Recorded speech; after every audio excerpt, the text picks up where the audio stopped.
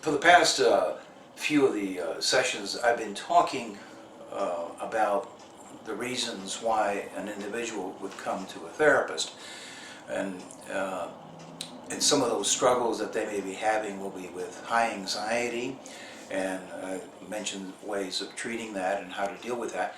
And also, an individual may be suffering from depression, and there are certain strategies for dealing with that.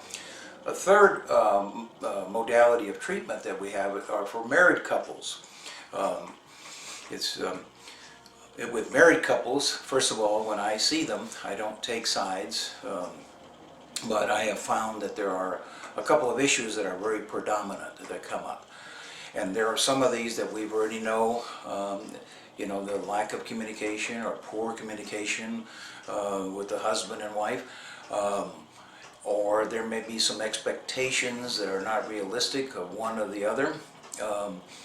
But I have found that it's very important to really be very clear on what, when they come into session, what they're coming in for. And I always ask them, are you here for the best interest of the marriage?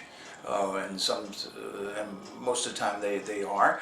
Sometimes they may be coming in pretty late into their marriage, and one may already have some ideas of separating or divorcing. So we need to get that cleared up at the very beginning.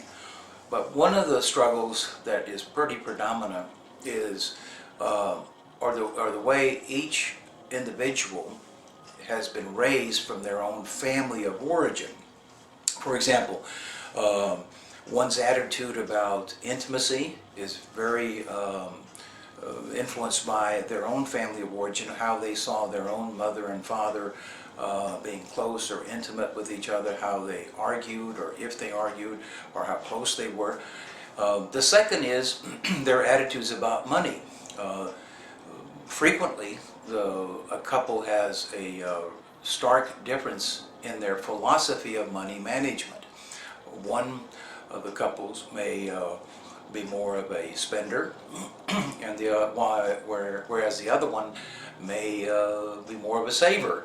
So sometimes that comes into conflict. And so in doing marital therapy, we try to uncover where the areas of conflict lie.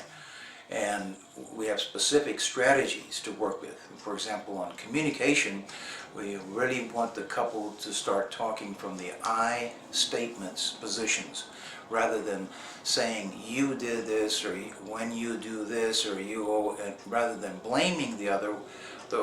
The attempt here is to get them to take ownership of their own thoughts, their own feelings, and their own behaviors. So that's number one strategy.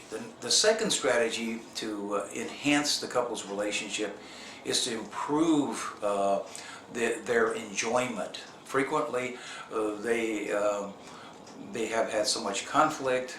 It could be over money matters, it could be over children, if they have children, about parenting. And so that sometimes they don't have time for each other. And so the second strategy would be to work on developing assignments with them about having a date night together where they enjoy each other or try to focus on each other and not so much on their children or on their work.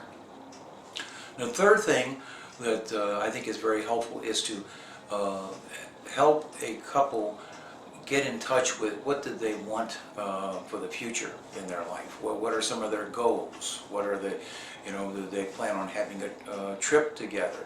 Are they going to some point buy a house together if they don't have a house together? Or what are their goals in retirement?